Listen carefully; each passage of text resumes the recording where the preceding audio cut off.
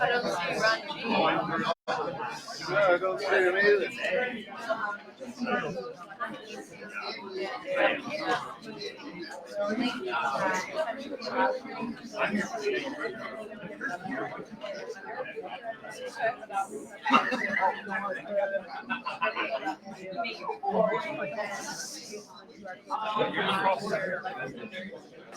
You ready?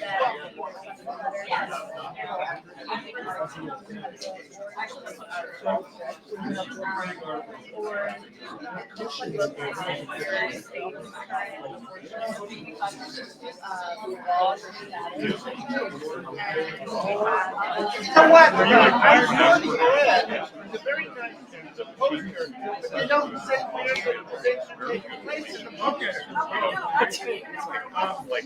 Have they told you yet? No. So I actually stood in front of it for a while and I said, I'd like to hear her talk. But where do I go? But they'll presumably post it. Oh, yes, the hiring stuff. I saw that. Oh, did it? Well, presumably they'll digest it, they will advertise it, and they'll say, go to. Chemicals. Did they do it in this room? Good evening, everyone.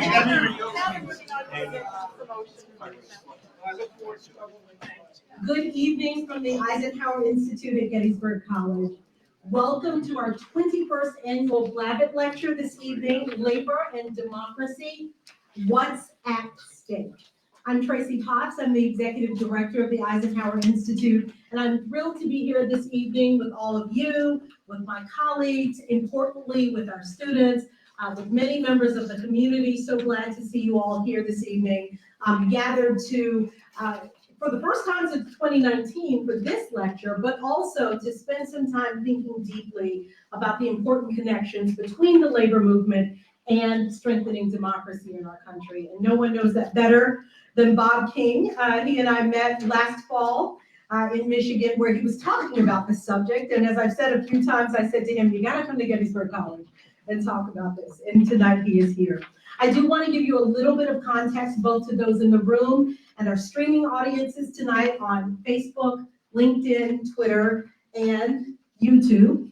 A little bit of background about Bob, but first a little bit of background about the Blavatt Lecture. We are thrilled to have a number of members of the Blavatt family here with us this evening, including Ronald Blavatt, who along with his late wife endowed this lecture series for us, and we're very happy that you and your family were able to join.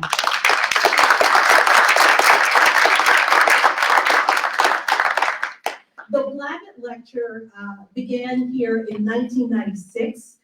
This is a lecture series that brings to the Gettysburg College campus individuals whose professional experiences provide firsthand perspectives of the American political system, emphasizing the importance of public service based on truth, justice, and civil discourse, things that we hold near and dear to our heart at the Eisenhower Institute. Our speakers over the years have included journalists, politicians, a number of government officials, and of course tonight, a very well-recognized and world-renowned labor leader who is here to speak with us tonight. Bob King retired from the United Automobile Workers in June 2014 after 44 years as an activist and a leader, completing a 4-year term as president. Bob is known for his activism and his passionate belief in social and economic justice. And having had a little bit of a peek, I know that that's going to be part of what he speaks to us about tonight. So without further ado, please welcome Bob King.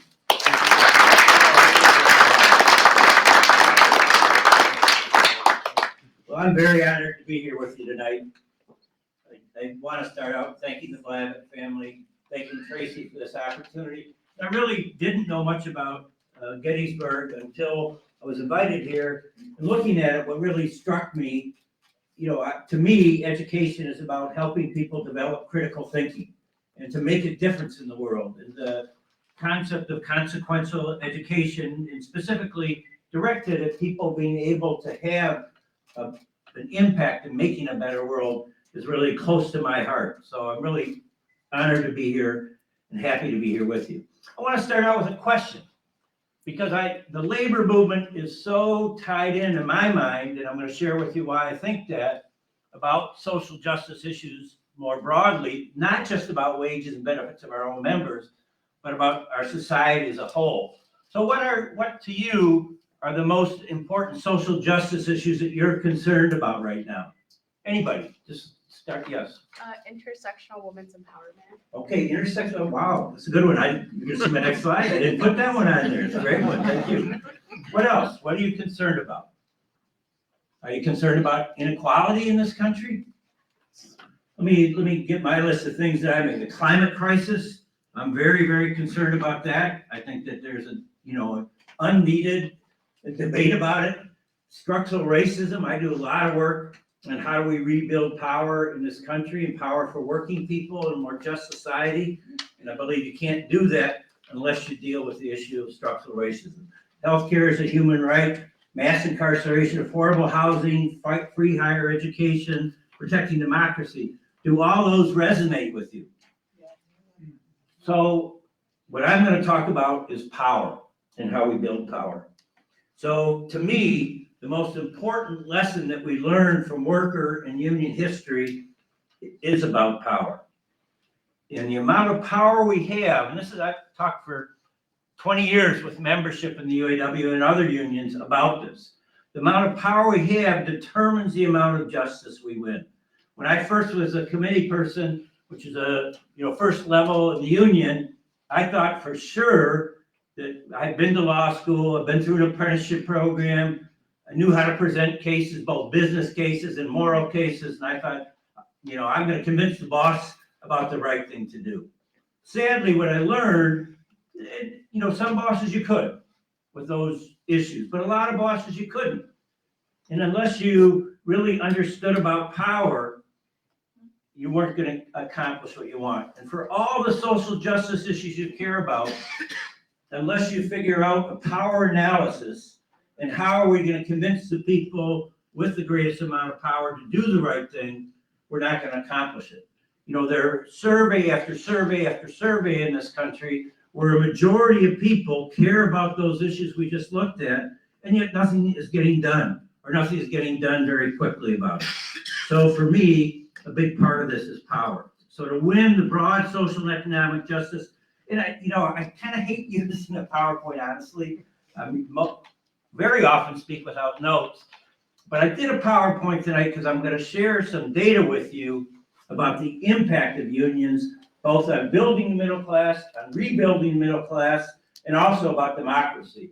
And I wanted to be able to share that information, leave it with you. So Tracy has a copy of the slides, and anybody is welcome to them. And then also through Tracy, if you have follow-up questions about where does this data come from, a lot of it comes from the Economic Policy Institute, which is a progressive think tank in Washington, D.C., does a lot of work, but it comes from a number of different places. But this is a principle that I work with our membership all the time, that if you want change, you want a better contract, you want a better community, you want to impact the environment, you've got to do a power analysis, and then you got to figure out the people that have power, how can you show them that the alternative not to do the right thing, not to do the moral thing, not to do the thing that's going to benefit our society, is that they're going to pay a bigger price if they don't do that. So, and the amount of power you have determines the amount of justice you win.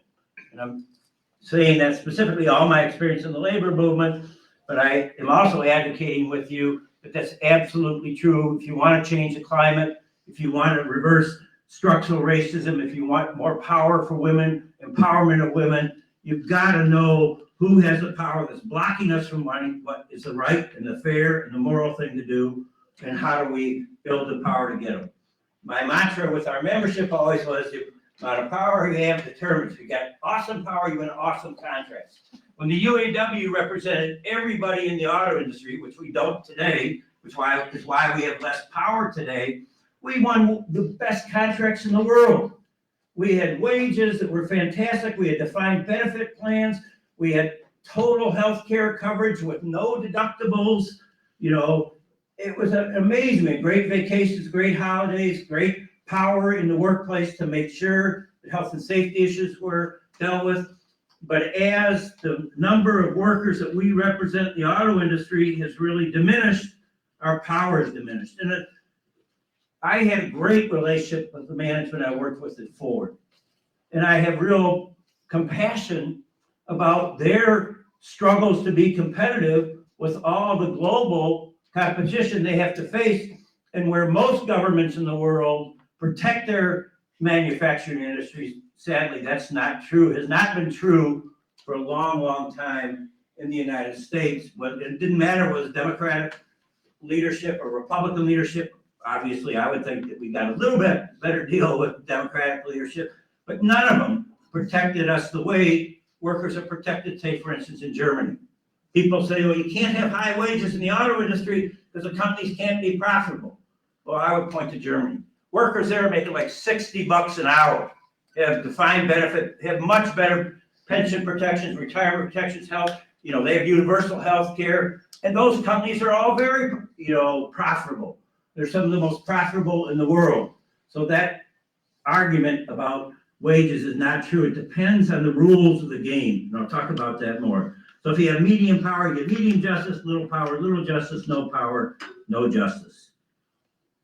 How do workers have power? So we, as workers, have power, number one, by union density, and I'll get into a definition of that, but it's basically the number of workers in an employer, in a plant, an employer, in a workplace, an employer, or the nation. And then the higher the number of workers you have, the more power you have. We have power through collective action. If you know the story, the early story of the labor movement, it was illegal to be in a union, right? It was illegal to strike, but it was only workers standing up, whether it was the GM workers and the Flint sit-down strike, which I love that story. If you really get into it, learn it. It's a fantastic story about the power of workers. Never underestimate the ability and power of workers. These were not educated people, but they were extremely smart, street smart people, and they took on the most powerful corporation in the world and came out with a good contract and a long-term relationship. So collective bargaining is another way workers have power. Political action, you can't be a good, strong union if you're not active in politics, because the rules of the game control what you're able to do or not do for your membership, and politics controls the world rules of the game. Then broad community support. And I'm excited about a new movement kind of in the labor movement. It's an old idea, but it's resurrected. It's called bargaining for the common good. And the women in the labor movement have been kind of leading this. The teachers, nurses, and they combine with community folks. It was so exciting in LA, in Chicago, and St. Paul. The unions, when they were putting together their proposals to take the management, they sat down with parents and said, what would be most important to you? They even sat down with the students and said, what would be most important to you? And then they put all these demands together, proposals together, and presented them. The school administration, especially in LA, did not like that at all. They tried to block the union by saying they were voluntary subjects of bargaining. But when they had to get to a strike, and they had to get to a strike in LA to get a fair contract, they tried to avoid that. It was not possible because the school board administration wasn't willing to be reasonable, wasn't willing to work with them. And when they went out, they had like 60,000 people. They're great pictures in LA in this horrendous rain. They had the worst rain they had in maybe 20 years, but everybody came together and they stood up to the school board, and they ended up winning just an amazing agreement. They got lower number of students in the classroom. They got counselors put back in the schools. They got the cops taken out of the schools. They got the metal detectors taken out of the schools. They got green spaces for kids where, kids, when they would be able to go outside and break in that, which is so important, for a good education. So many, many things. So what is union density? I mentioned this before. So there are 3 levels of union density. One is a specific employer. The more workers that are in a union for a particular employer, the more power you've got at the bargaining table. The second level is in an industry. So as I said, when the UAW represented the whole auto industry, they won amazing contracts. And at one time, the UAW, they had huge density, both in auto, but also in aerospace and ag. And then they would almost have pattern bargaining between those industries. It was Pat Greathouse, a vice president of the UAW, who won the Christmas holiday break the whole period from Christmas through New Year's as a holiday in the Ag-Ep agreement, and then that was carried over to the audio agreement, so we got the benefit of that. So density is a percentage of workers who are covered under union contracts in an employer, in industry, or the country. Rigging the rules takes away our power.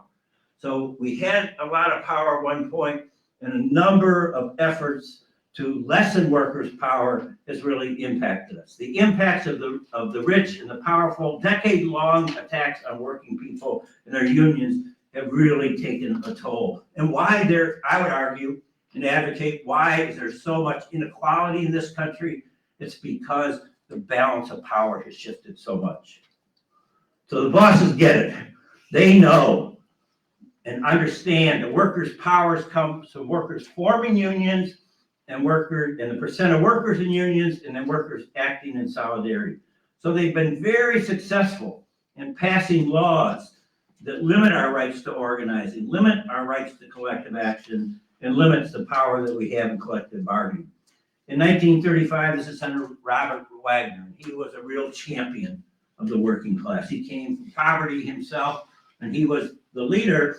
Really, if you know the history, President Roosevelt, who obviously was fantastic, Frances Perkins, who was the first woman labor secretary, was fantastic, but they didn't really do for the legal building the legislation to really give workers the right. That was Robert Wagner that led that, with semi-support from President Roosevelt and from Frances Perkins. So he passed what we now, it's the National Labor Relations Act, most people call it the Wagner Act. It legitimized, enfranchised, and vindicated the workers' rights movement more than any provision that had come before. If you know the history, the first couple labor laws that were passed were ruled unconstitutional by the Supreme Court. I would make my own parallel.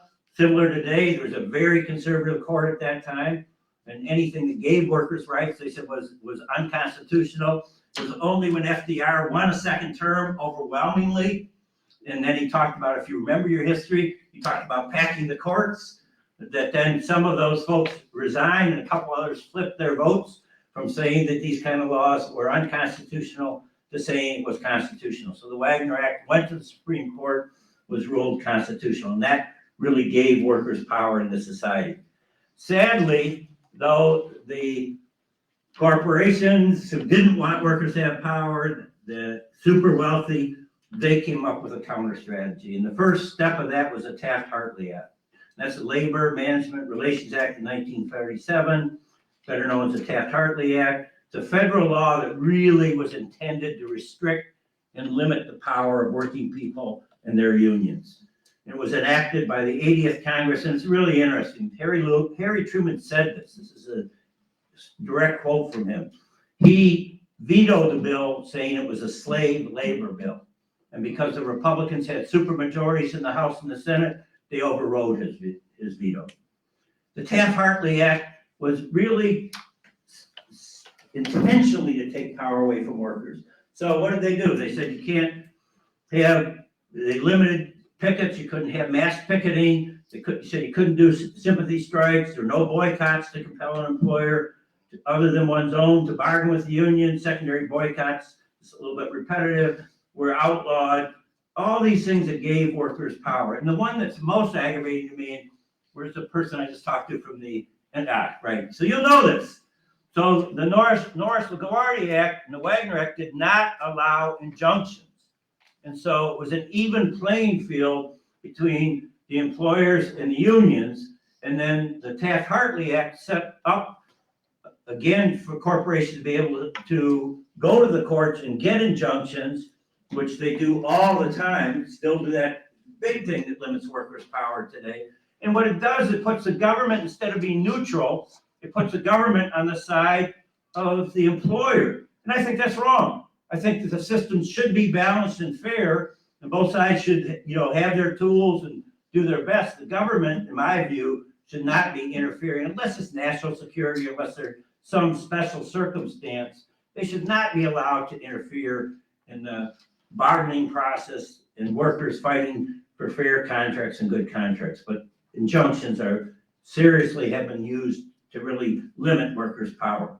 Then there was the Land and Griffin Act of 1959, and that just added more restrictions on labor. It added more reporting requirements, many more than what corporations have, and further, not like the Taft-Hartley did, but further shifted the power in favor of employers. And then we've seen for the last 10, 15, 20 years, many more attacks on workers' rights. We see state laws limiting what workers can bargain about. In Wisconsin, they said they made it illegal in public sector for unions to bargain anything over the cost of living. And even limited that and said if it was like, I forget what the exact percentage was, like 2% or something, you couldn't. They said you couldn't bargain over pensions. You couldn't bargain over health care. I mean, to me, that's anti-democratic, right? Workers should have the right to fight for things that protect their family.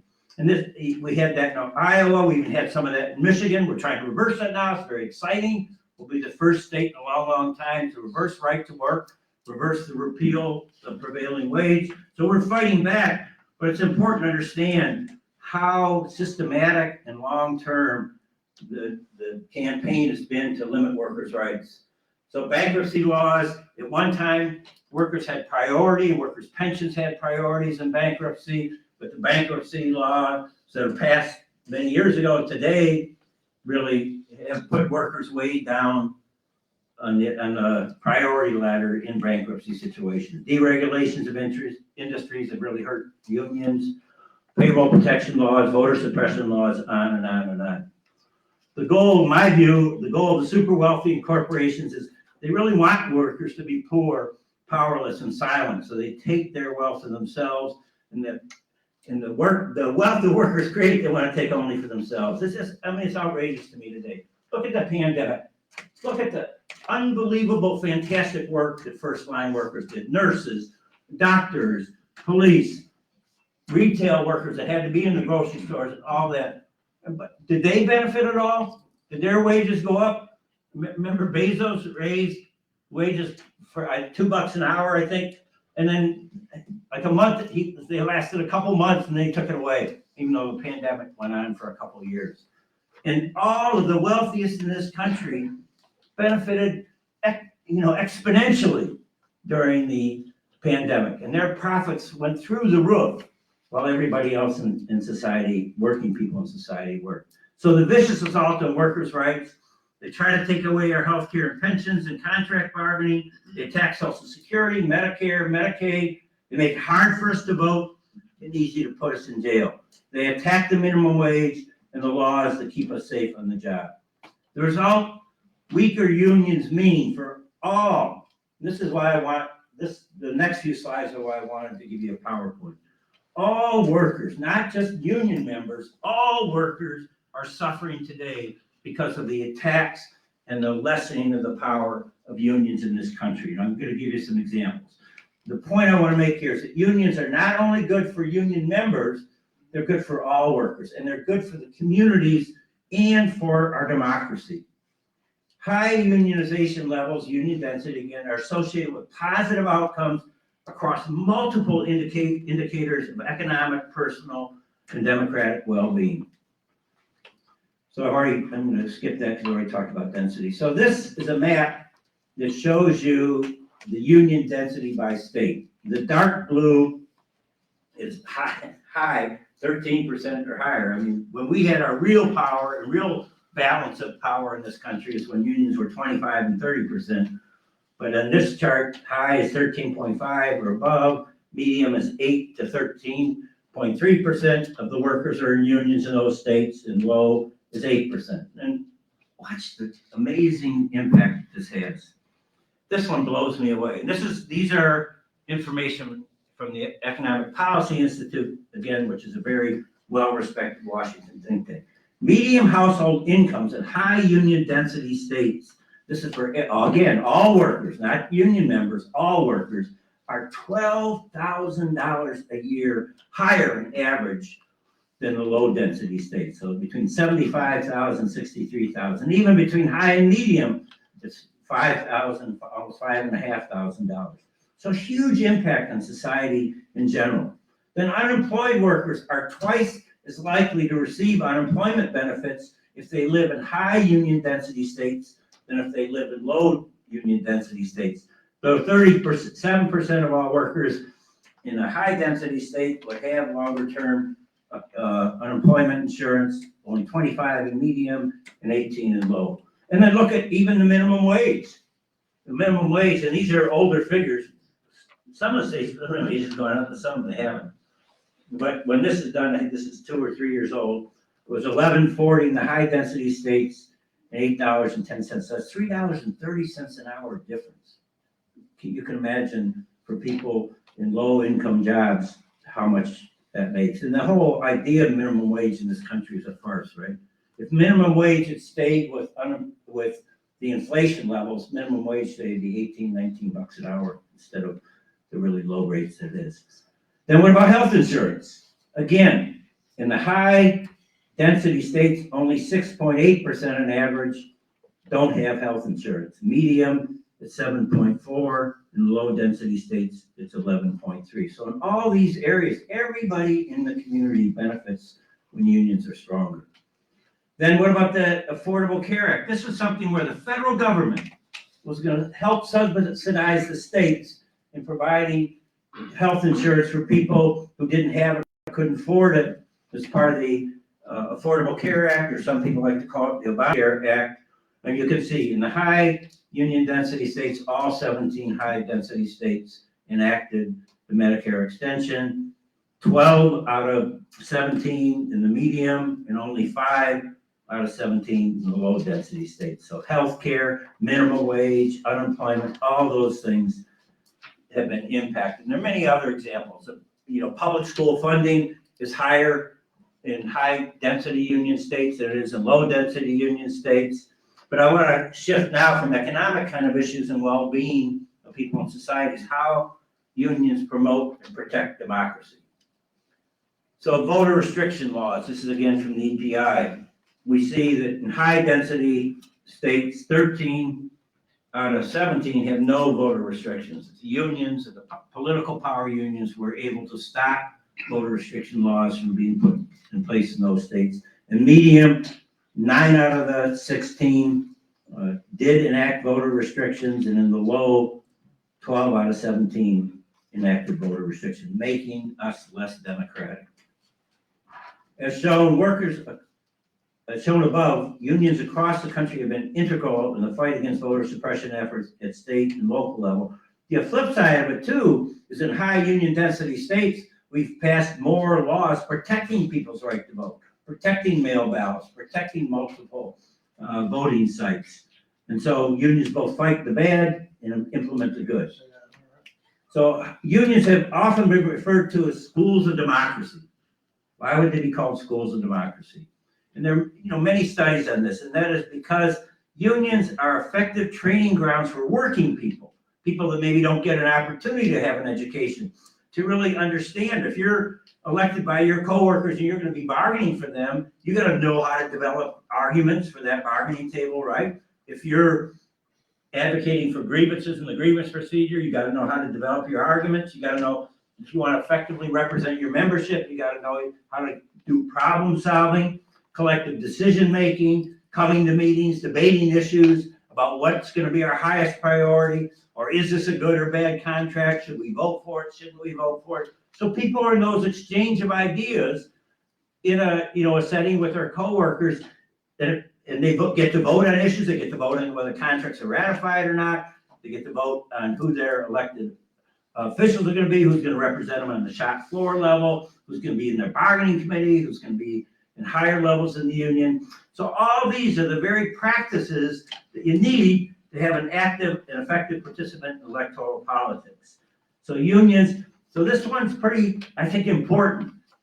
So because of what I just said about unions being schools of democracy, there have been multiple studies done on this, and the studies range between 3 to 5% that union members are, union and their families that they're part of, are more likely to vote. And that's pretty substantial. That's not because of get out the vote efforts. That's about an ongoing percentage of workers who vote. And if you're union members or a union household, you're 3 to 5% more likely. So unions have really been a function of the transformative of their members to be more active in a democratic society. So this is the point that all this I want to get across.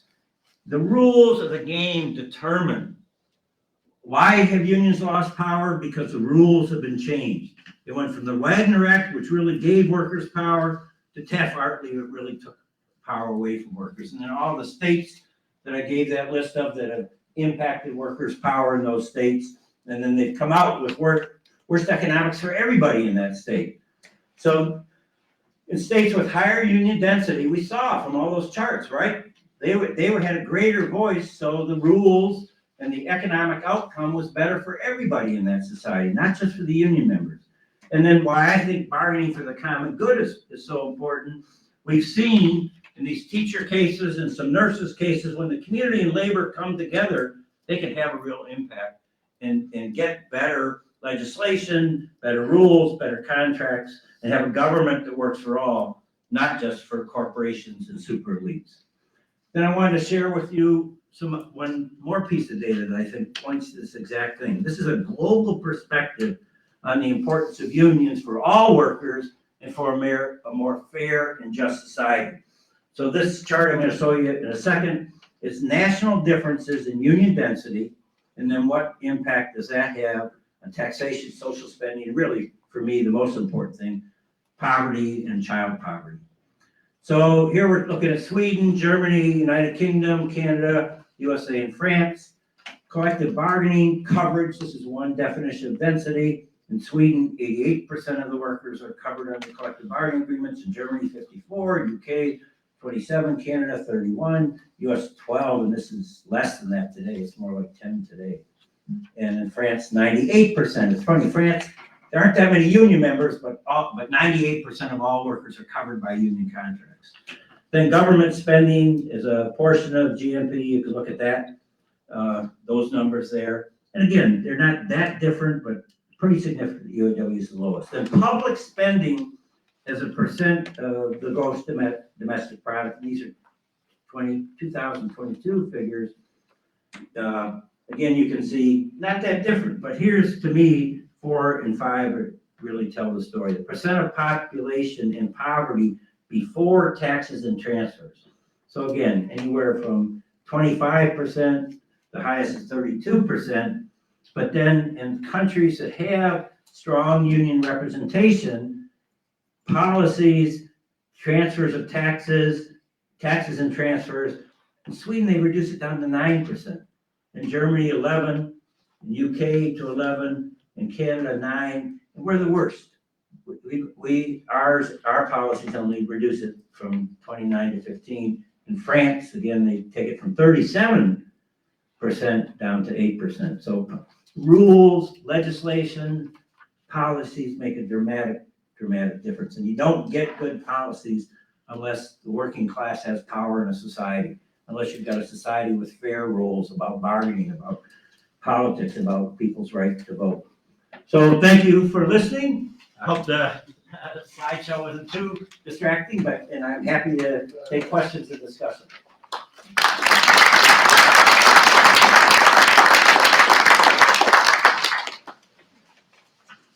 It's going to be the first.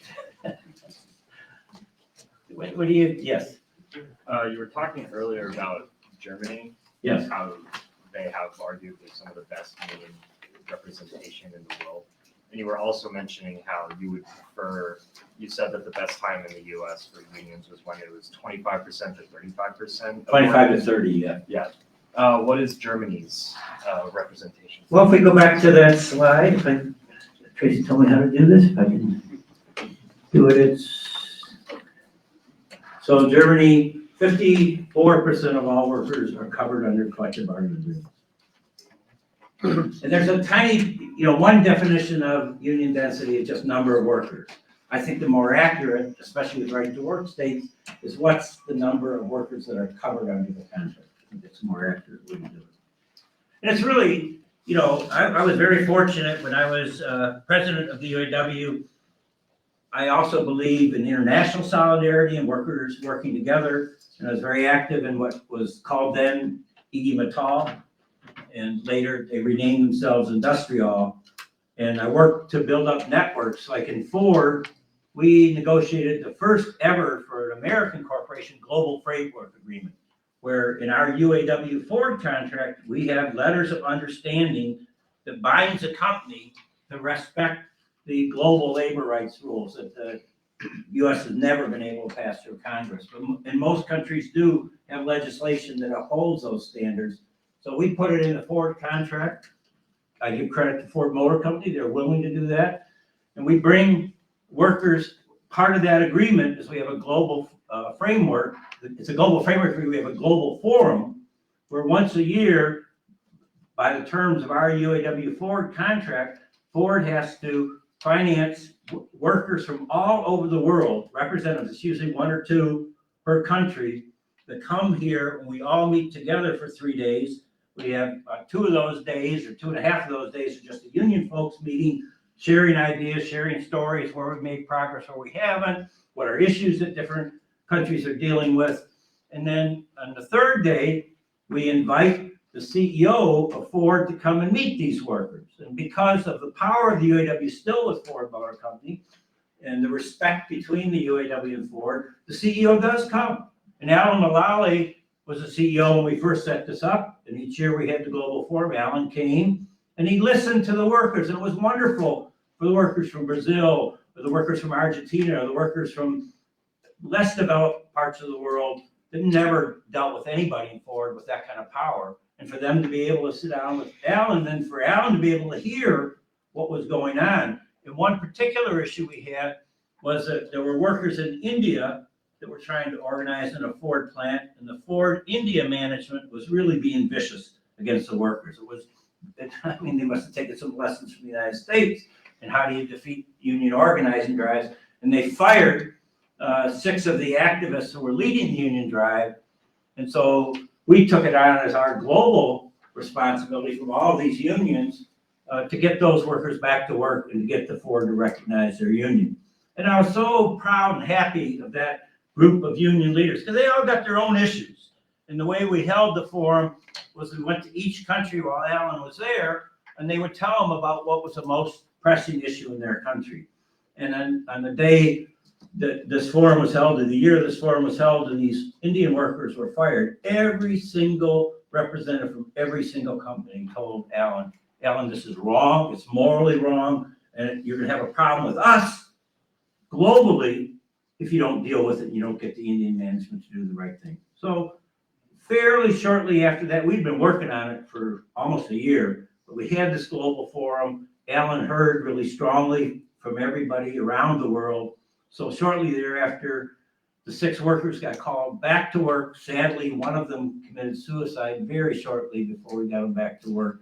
And then they got their union there, and they've had a good relationship with Ford. We told Ford they would. We met, talked to these people. Ford's first argument with us, well, they're all communists. That wasn't true. Did the Communist Party support it? Sure they did, right? And the workers wanted what we want, and that's representation, a voice on decisions that impact their lives. And because of the global forum and the global framework agreement, we were able to convince Ford to do the right thing, and those workers got back to work. Yes. Would you comment on why a substantial number of working class voters, including union members, have voted for Trump in 2 elections? I really appreciate that question. So I would say I've moved in my understanding of it since I retired. I always knew a little bit. I understand it much more deeply. I don't know if people have ever read the book Dog Whistle Politics or Merge Left, or another one that's really good is Heather McGhee's The Sum of Us. Race and the weaponization of race, and Heather McGhee says it best, convincing white workers it's a zero-sum game. So anything that's done to create greater equity with brown and black or communities of color has got too many white workers believe that has to come out of their pocket, has to be taken away from them, which it isn't true. You know, these corporations are so wealthy, and if the taxation system was much fairer, you could do a lot for all working class. But why are we so different than Germany? Why are we different than the Scandinavian countries? Why are we different, from even Argentina? Because they've been able to divide us I think racially. So that's a big thing that in my class that I teach at University of Michigan, it used to be part of 1 week, and now it's like 2 whole weeks we spend looking at that and having people understand that. Here and then back here. Could you just explain the term right to work always seems to me Sure. sort of like an oxymoron. It is, it What is. is it, what is? I mean, So what let does me it start with this. actually One of the mean? geniuses of the Republican Party and the conservative forces in this country is they put these names on things that they're trying to do that aren't accurate. So what right to work says that even though you need a majority to vote to have a union, they need a majority to continue voting. They want to have a union because at any point, if workers are dissatisfied with the union, they can file what's called a decertification election. If they got 30% of their co-workers that agree with that, they can get a vote to get rid of the union. But in right to work, what I just was up in Lansing, Michigan, listening to these arguments, but the Republicans would say, well, people should have a freedom to choose. If they don't like unions, they should, even though a majority, even though we're supposed to be a democracy, even so the democratic procedure that says whether or not there's a union, they say, well, they should have the freedom to choose. They don't think a woman should have the freedom to choose, and they don't think their own taxpayers should have a freedom to choose. I wanted to ask them, I wasn't one of the speakers, I was listening. I wanted to ask them, well, do you think, I wanted to ask the Republicans who were making this freedom of choose argument, do you think I as a Democrat should be allowed not to pay taxes because you won and I'm in your district? I mean, that'd be freedom to choose too. It's just, it's playing with words. It's all about lessening the power of the workers. That's why right to work was set up in the first place. And really, my view, and we don't really have time to go into this, but I'll put this idea in your head. It all goes back to slavery. It all goes back to the abuse and the use of people in slavery. And so in the South, when we were fighting to get a greater democracy, to end slavery, they were able to put legislation in that really diminished the power to really accomplish the equality and equity that we wanted in our society. Be my answer. Yes, there was somebody in the back, and they'll come to you, okay? In line with your comments about power, one of our local folks had an article recently that said power is the lack of obstacles. I'll give you Dr. Martin Luther King's answer. He was asked this once, and of course, because I'm from the UAW, I liked his answer. He said, power is when the UAW can make General Motors say yes when they want to say no. That'd be my definition of power. Yes. I'm a third generation strong union background worker belonging to UAW, IBEW, United Steelworkers of America. My father being a UAW member for 30-some years, 35 years. Why, this being said, why does the UAW endorse buying products for our domestic cars from third world non-union companies? Well, I try to buy American as much as I can, thank you. but it is getting very hard. No, I know, and it's because of legislation.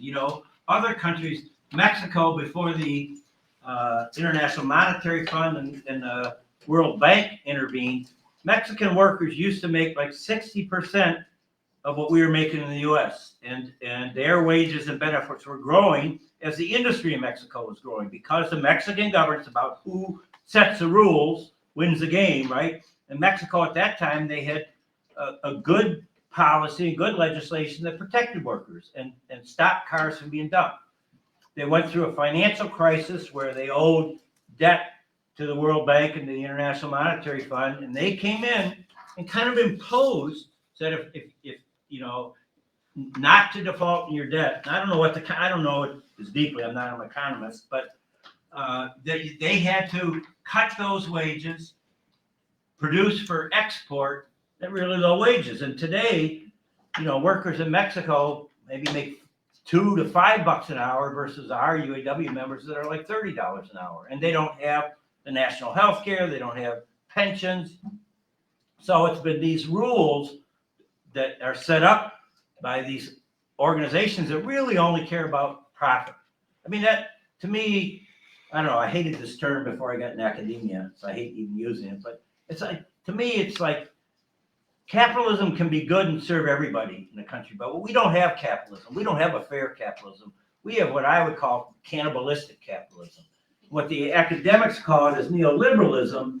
And what it is that the policies of these organizations, the policies of government should be only about increasing profits.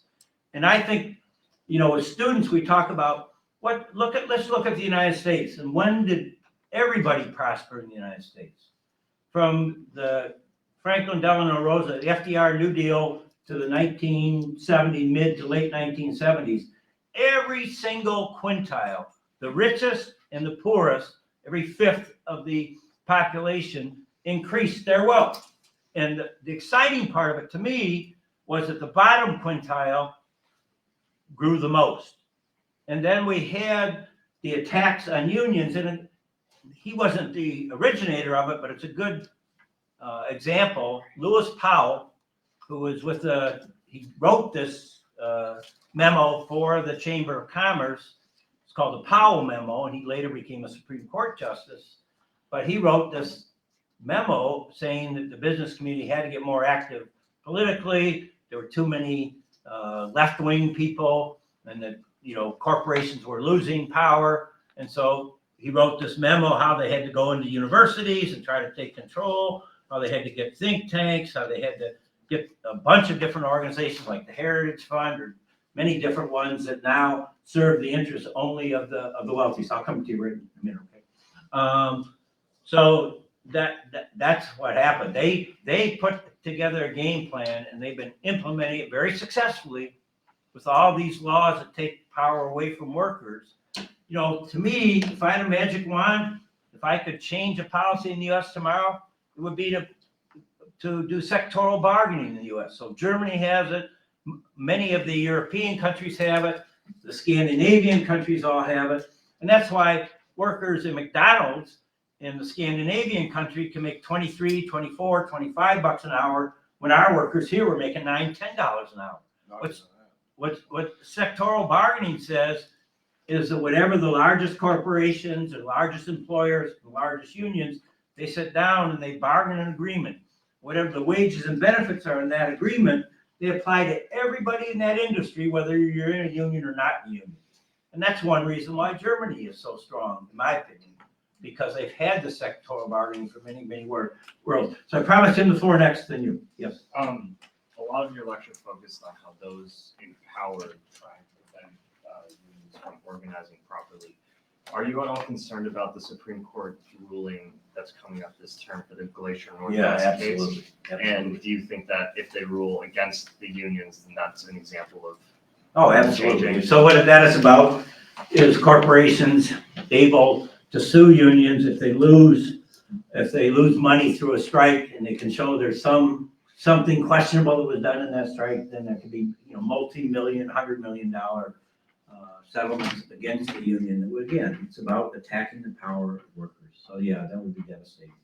Just like the Janus decision. What was that about? That's the one that says that public sector workers it makes right to work national for public sector workers. The core reason behind that is to weaken workers' bargaining power, weaken workers' political power. And so let me finish this point. So during FDR to the 70s, we saw everybody benefiting. Once the Powell Memo came out and corporations started to coordinate their efforts and started to go after workers' rights and workers' power, what have we seen in this country? We see the wealthy getting wealthier and wealthier and wealthier, and everybody else left behind. If we want a fair and just society, we've got to build political power. And I think you only build, you need to rebuild unions. And then unions, we were culpable too, because we didn't build these broad alliances. We should have aligned with the women's movement. We should have aligned, some progressive leaders like Walter Reuther did align with the civil rights community, but a lot of labor did not. And on the environment, labor should be a partner with the environmental movement and coming up with solutions that really help the whole society. So we've got to, my view of the world, we've got to build a race class movement in this country fighting for a government that serves everybody, not a government that only serves the super wealthy and the corporations. I just want fairness. I don't I don't want a communist society. I don't want something that, power corrupts and absolute power corrupts absolutely. So I don't want labor unions to have all the power, but I want a society with balance, right? Where you sit down and you're forced, because there is a balance of power, to find solutions together. I was very fortunate when I was at Ford. I came into Ford at a time when local unions were really angry with Ford because they had made a number of commitments in the national agreement that they broke, and the union hadn't really fought back. So when I came in, I met with all the locals, and this is at the time we were facing the auto industry crisis. We met with the locals, we listened to all the ways, both at a national level and locally, promises that have been broken. And Ford asked for our help in the crisis. And what I said to Ford was, I want to help you. You definitely need the help. I had a guy who's much, much smarter than me. He came from Wall Street, a guy by the name of Eric Perkins. And I said to Ford, when they first asked me, I said, well, I want the truth. And I want to see all the books. And I want an expert to be able to come in. And I should have known I was in trouble when they agreed. They said yes. So Eric went in there. About a month later, Eric got me aside privately. He said, Bob, they're not telling you the truth. And I thought that was kind of music to my ears, because we're heading in bargaining. I thought he's going to say they're better off financially. He said they're much worse than they're telling you. They're really in crisis. So I knew we had to help. But I said to him, we're going to help you. We're going to work together. And I had this wonderful person, Marty Malloy, and his boss was a guy named Joe Hendricks. And they were really honest, fair, decent people. And we sat down and we agreed we were going to do creative problem solving. And we were going to find ways to help our members and also get the company out of the crisis. And we did that. We worked together where Marty and Joe were there. There were no surprises. The commitments they made, they lived up to, and we saved Ford. And Ford is in some ways doing the best. We have more UAW members at Ford today than Jim or Stellantis. And if you remember, at one time, Jim had 400,000. They're down to like 53 or 55,000 right now. So, I don't know, I'm maybe getting off track a little bit. But anyways, so I believe you need to work together. I believe you have to really understand the industry you're in. So you know when you're being told the truth, you know when you're not. A smart union leader will surround him or herself with people who understand economics better than they do, people who understand healthcare better than they do, so you can get the best for your membership. Who is next? Okay, 1 and then 2, and then 3. Okay. 2 points. One of them, I have to defend my former employer of 33 years, the National Labor Relations Board, because there still is a Norris LaGuardia Act that prohibits injunctions in labor disputes. And I worked on injunctions for 33 years, and only about 5% or less were against unions as opposed to against employers. Really? So, yes. What was your experience? Oh, that's 30 years. Yeah, and most of it was like obvious stuff. You fire organizers during an organizing campaign. A union starts organizing, you pack up and start moving to Alabama, or you're not bargaining, something like that. But my second point is I'm really intrigued by your point about power, because over my many years, and you've seen over your many years, strikes have become much less effective in exerting power, economic power against the unions. And and the one that I'm most familiar with the UAW was Caterpillar in the 90s. Yeah. But anyway, the 3 things I see are the members of the union that's on strike are more willing to cross picket lines.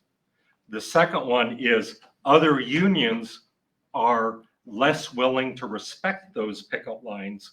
And the third is consumers are not respecting the picket lines. In effect, by boycotting the products or services of whatever the employer. And it just seems like it's not nearly as effective as it used to be. And I wonder if you have any insight on that. Yeah, I'll give you what my feeling is. I would point to the Chicago teachers, the St. Paul, Minneapolis teachers, and the Los Angeles teachers. Public sector. Yes, but what they did that we didn't do in the UAW and other manufacturing unions, they built up a community campaign from the beginning. when they were doing their meetings to develop what proposals they're gonna put across the table, they had parents there, they even had like a special parent caucus, they had students, and they took their ideas and made them part of the union proposals. And so there are these wonderful photos of LA when the strike was called, and there were like 60,000 people, and there were only 30,000 teachers. They were out on the streets supporting. So, and the same thing is true, I think, that unions, and I think this is changing back to the way it should be. The unions were not supporting one another well enough. And I'll give a plug, you know, there are many, many unfairnesses in the National Labor Relations Board and the Act. For instance, when a worker is fired improperly, when you're looking at the financial penalty in the company, they get to say, well, what did he earn, what did he or she earn in the meantime, or what even sometimes could have they earned? And that lessens the impact. So it was like a no-brainer for the company to fire the leaders of organizing drives. Jennifer Abruzzo, who's the new, as you know, general counsel, she's wonderful. She is a real advocate trying to balance the playing field again. She litigated 10 J's in Miami, so, Okay. yeah, she's great. Yes, he really is. Something else. Yes.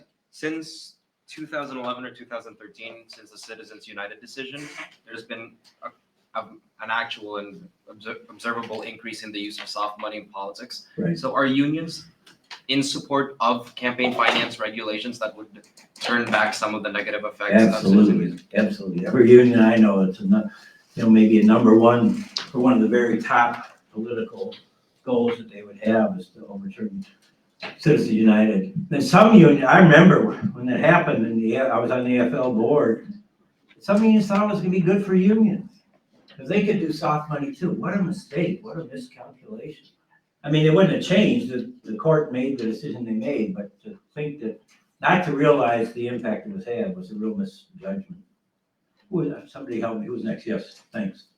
If you look at the evolution of trade unionism from craft unionism to industrial unionism to general unionism, how good is the strategy of general unionism? Because Union Steel Workers Union trying to organize nurses, can they represent them effectively? I understand in the steel sector, yes, they can be. But how about representing nurses in the healthcare industry?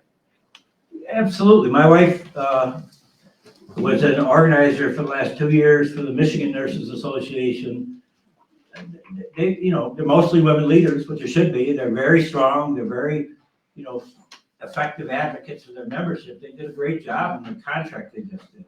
So no, I don't see any difference really. It's all, to me, maybe I boil it down too simply. It's all about power. As long as you have people that are elected that understand. One of the things, controversial things I did in the UAW when I became president, I said, we're not giving any more resources for hot shop organizing. Hot shop organizing is when the boss does something outrageous, workers get really mad, and they try to organize really fast. But what I said was, we will support hot shop organizing if you can show me a power analysis, show us as a board, a power analysis that says, here's how we're going to get them a good contract. Because I've watched, and you can help me verify this, there's so many cases, hot shops got organized and never got a first contract. Workers really have to go through 3 battles. Number one, they got to get a majority to go, then they got to go through this long campaign that the boss always tries to delay and delay and delay. It's months and months where they get threatened, abused, captive audience meetings. I've been in an organizing drive where one of your key supporters will get called in a room, and they'll have 5 members of management, this one person, and they'll berate that one person for an hour, 2 hours, scare him, threaten his family or her family. It's horrendous what happens and is allowed to get away with. I'll give one other example why I was so frustrated. Why? Reading Hospital. Pardon? Oh, I'm sorry. So anyways, I think, I don't care whether it's women leadership, male leadership, white leadership, black leadership, Latino, whatever. You got to have leadership that really understands power and has a plan and a strategy. How can you build power? And how can you make sure, if you're going to organize workers, you should make sure that you got the power to win a contract. One of the things let me go ahead, because you've been waiting. Go ahead. So as a former barista, I have been really interested in seeing the organization that's been happening at Starbucks stores at that store level, sort of across the country.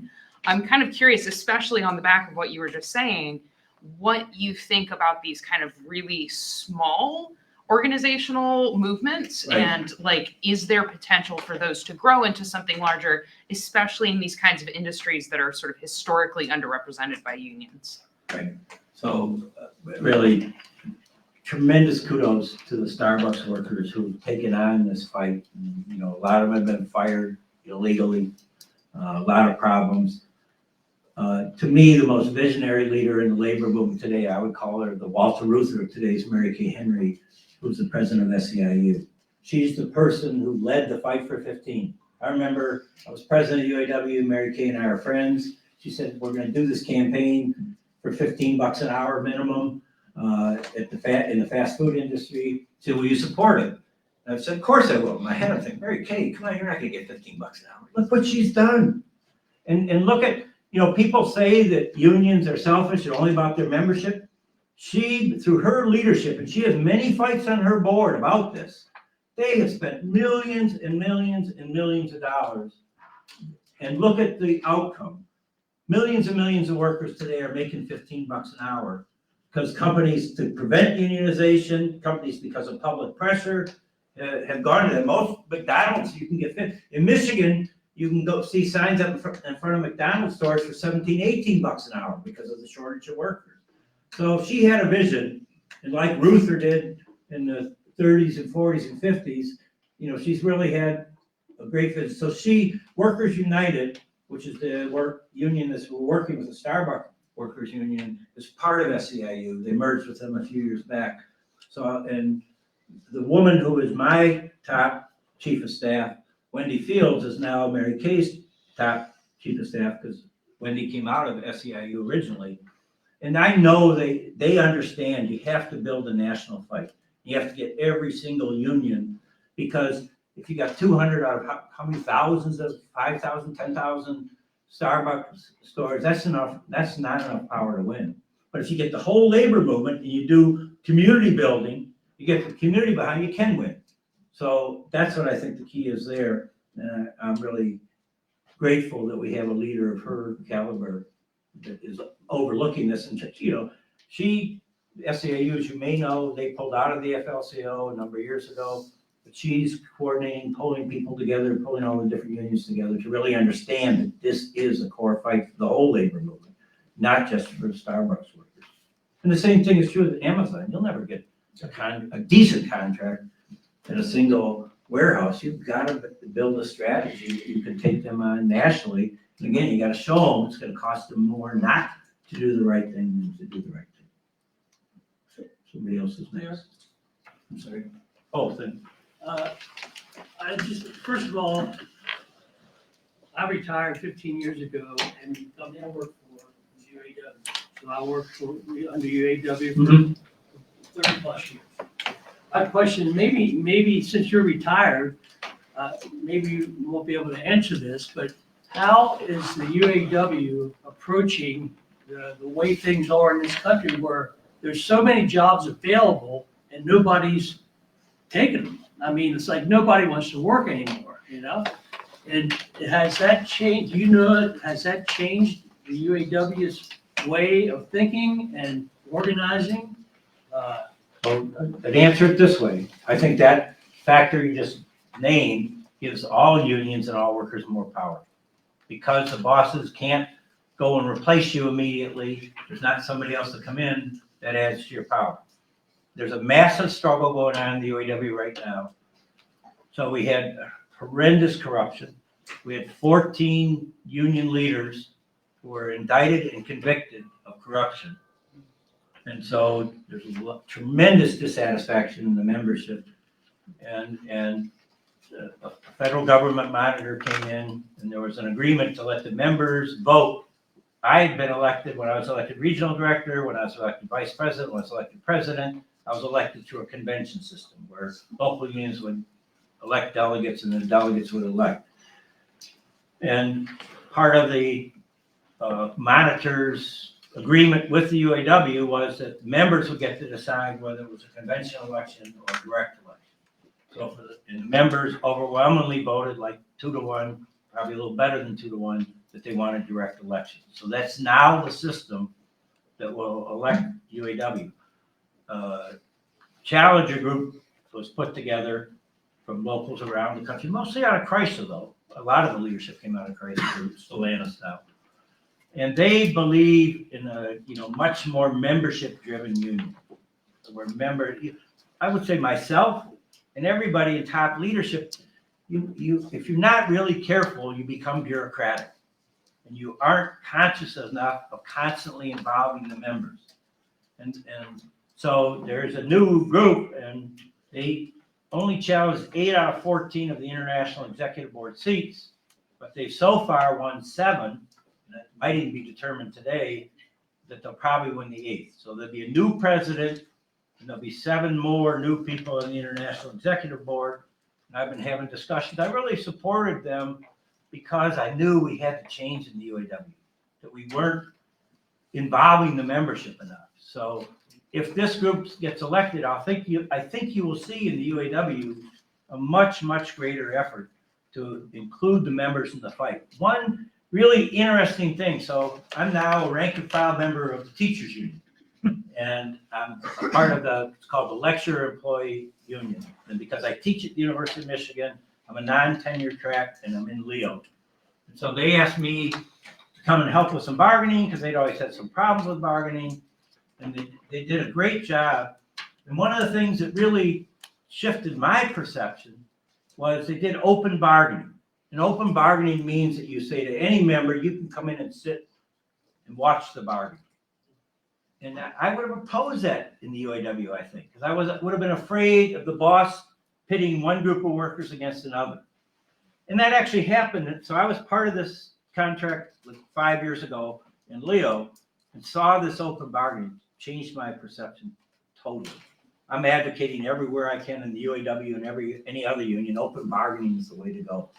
Because what I watched is it allowed members to see the way the boss disparaged them and the negative things they said about them, that, if you're doing, blackout bargaining or you're not sharing with your membership, they never get a chance to understand.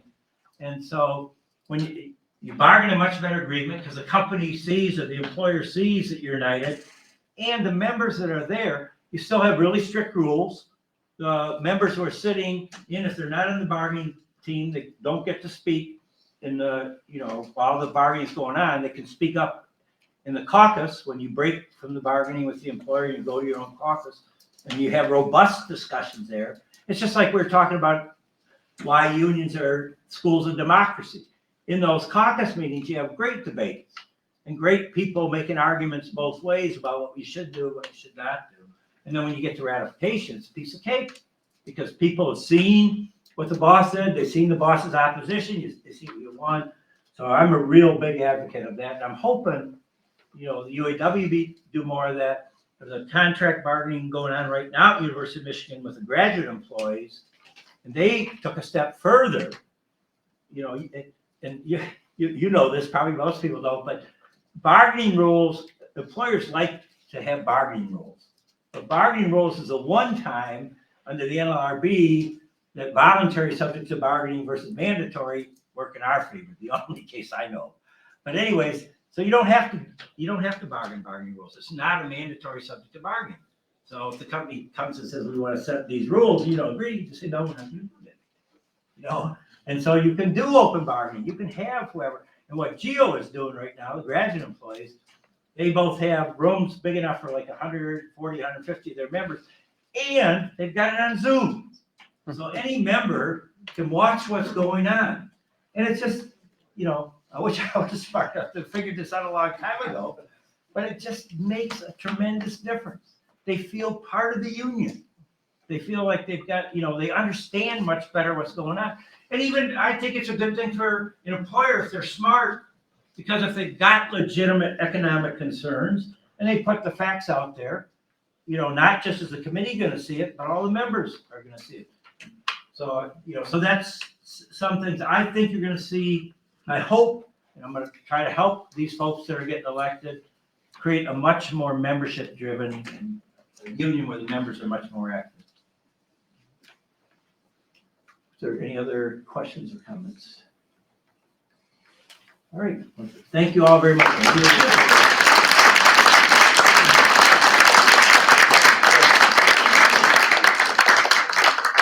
Ladies and gentlemen, if I can beg your patience for just 3 minutes, I promise you it'll be worth it because it ends with cookies. They're outside waiting for you.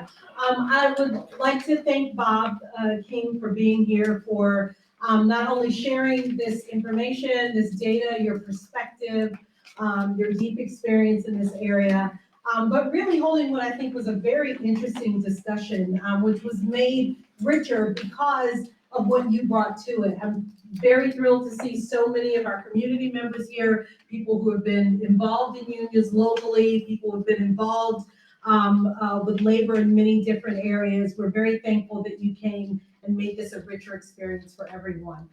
Once again, I think I would be remiss if I did not thank Ronald Blavatt, Jason, and Jeffrey, who worked so closely with me to make this happen. And the families who came out, and with my boss sitting in front of me, I should probably say they're all Gettysburg graduates. But we're very grateful for the opportunity that you provided, and again, for working so closely with me to provide this opportunity for us tonight. I also should recognize that Gettysburg's mayor, Mayor Rita Freeland, is here with us this evening.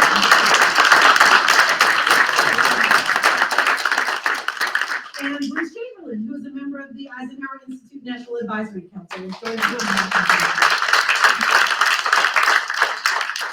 Bob is not only here as our lecturer tonight, he is sort of our expert in residence for 2 days. He is visiting classes today. He will be back up early in the morning, visiting classes, meeting with our undergraduate fellows, some of whom I think are still here. They had a long day in Washington today and got right off the van and came over, and we are grateful for Professor Selvaraj and the undergraduate fellows who are working on a project here in Adams County this spring on labor policy. And so I know that this was very meaningful to them.